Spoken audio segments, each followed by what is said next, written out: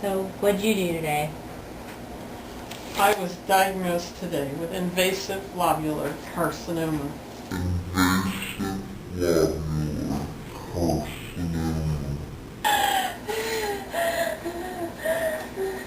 It's not contagious. Wait, you sure? Positive. Okay. And such is life with cancer. When my mom was in her early 20s, she was diagnosed with a type of leukemia simply known as childhood leukemia. Treatments for this successfully got it into remission shortly thereafter.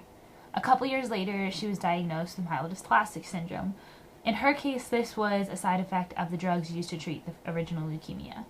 It won't ever go away, but it cycles through periods of being active and being asleep. Then about a month ago, abnormal mammograms and biopsies showed that she has invasive ductal carcinoma, which is a type of breast cancer. Last week, she had a double mastectomy to remove that. Unfortunately, in the post-testing of that tissue, it was found that she has a second type of breast cancer called invasive lobular carcinoma. Next week, she'll have surgery to remove her lymph nodes on the right side to combat that. So cancer is a pretty normal guy to have hanging around our household, and lately I've been thinking about how it's changed my life. It's hard to see how something affects you when it's always been there, but recently someone said to me, well, you know, your mom's health has affected your childhood and growing up. And I realized, yeah, I guess it has. Honestly, it probably wasn't until 1st or 2nd grade that I even realized my mom was somehow different. I thought that it was normal for families to have to get a second freezer to keep all the meals that people brought to them in. It was awesome when my mom's friends did the shopping for our Christmas stockings. They hooked us up with way more stuff than my parents would have. But did all moms go to the stab and slab 'em doctor every week? My friends had to be quiet when their little brothers were taking naps, not their moms. But I have to say my parents worked really hard to make us feel like we were normal when we were little. My mom fought this stuff by herself so that we wouldn't have to worry about it. However, I think there's a point when you have to deal with things as a family. Honestly, I think we struggled with this transition. My freshman year, my mom was pretty sick, and I deal with these things by needing to know everything about it. At the time, my mom was still in the mode of protecting us by not telling us anything about it. So it clashed, and it was a rough time. My mom always dealt with everything with a superwoman attitude on the outside, because that's what she had to do to get through it. It's hard to realize that I'm never going to live up to that. Anyways, no one expects me to, but that was something I was still learning at the time, and I still struggle with sometimes now. Since then, though, I think we found our rhythm a little bit more of how to cope with these things, each in our own way, together. And then there's the morbid sense of humor. You might not understand this if you've never been through something like this, but you've got to have a sense of humor about it or you won't make it through very well.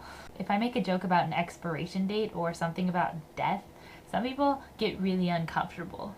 Recently, I've been meeting a bunch of people who just get it, and that's really helpful. Not having to explain what going through this is like is really special. Tip: if someone says, my mom's leukemia is not doing very good right now, don't say, oh, I know someone that had that. He died. It's a good thing we have a sense of humor. Not to discount the people who are unfamiliar with the world of cancer. They are great too. Over the years, so many people have given us dinners and driven us places and cleaned our house and set up our Christmas tree. I've gotten to experience how much people really do care. Ultimately, I guess I can't see all the ways that cancer has shaped me. The other day, someone said to me, you are all so strong.